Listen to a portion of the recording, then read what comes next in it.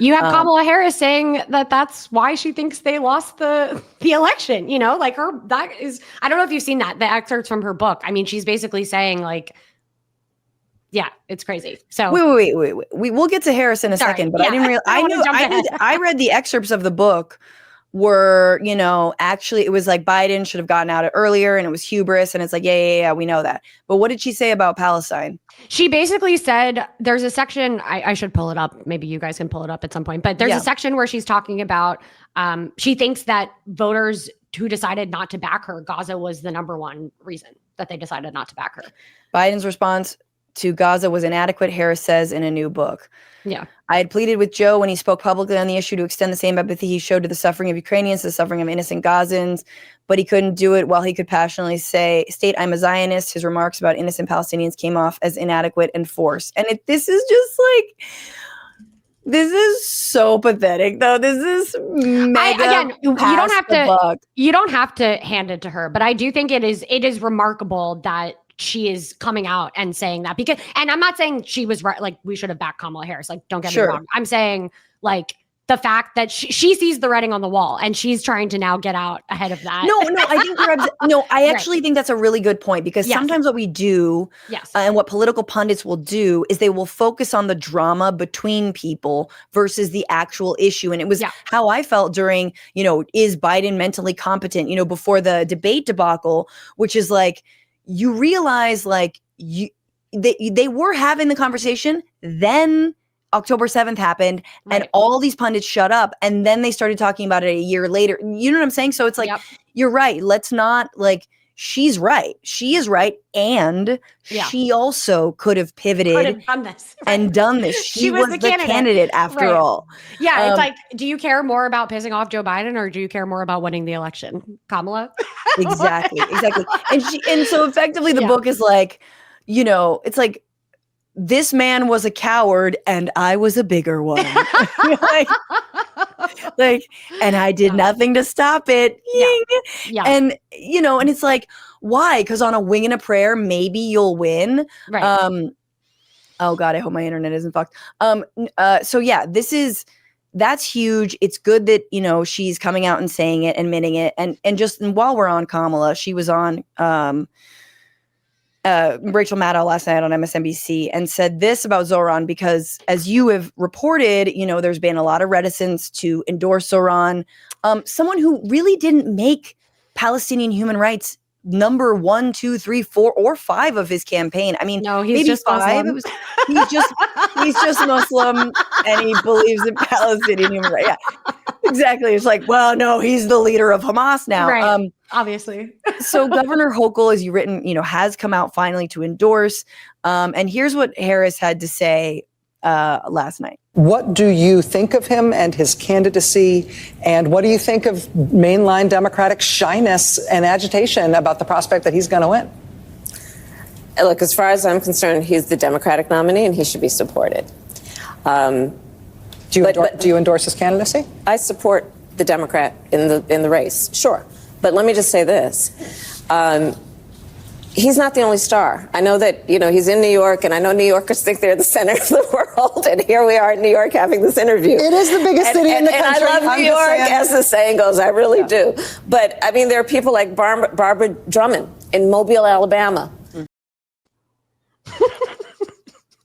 I can't with her sometimes. So this is being called an endorsement. I wouldn't call it that. Sure. She said, blue no matter who, blue no matter who, blue no matter who. But I would like you to direct you to another person that no one's heard of. And I'm sure Barbara is fine.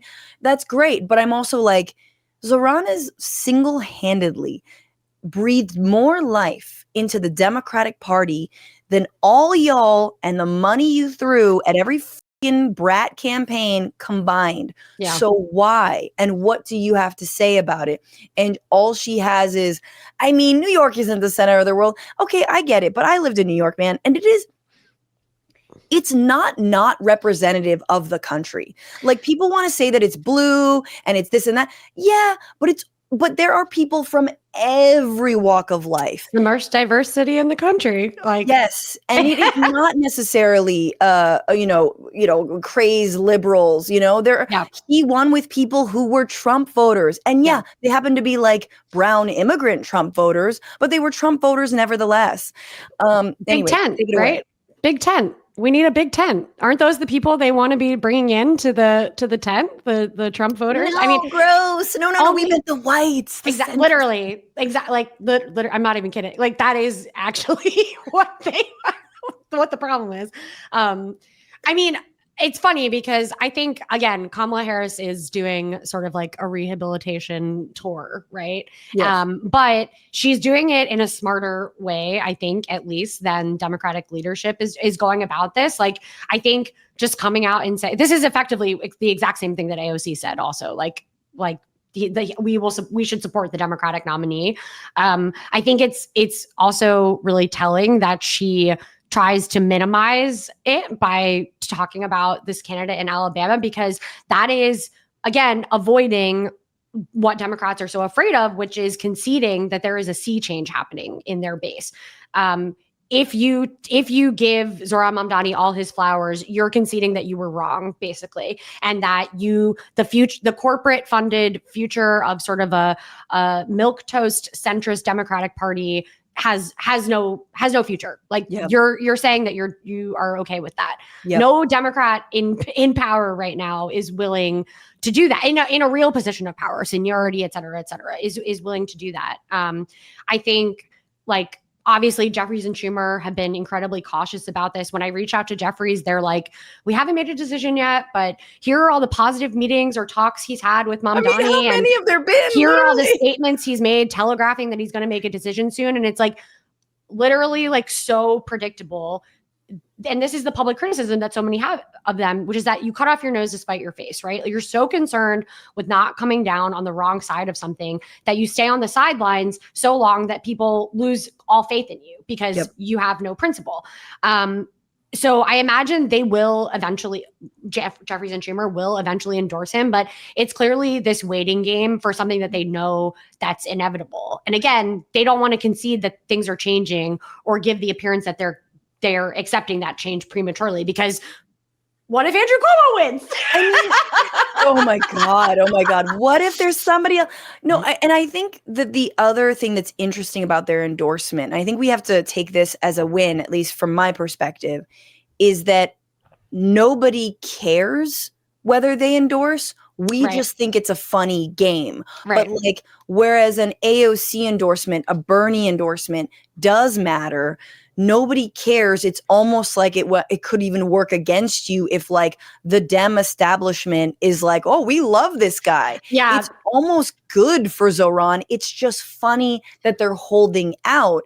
And what they certainly can't do, and I have critiques about Bernie about this, is say, I will endorse you if you swear fealty to my whatever, to Israel, or say you'll never say globalize the Intifada, or all these other things that he's never said. Which he never said, right? Which he never effing said, which BTW, I see nothing wrong with saying. I worked on a magazine called Left Turn, Notes from the Global Intifada. We embrace the Global Intifada. Learn Arabic, people. Like, it's 100%.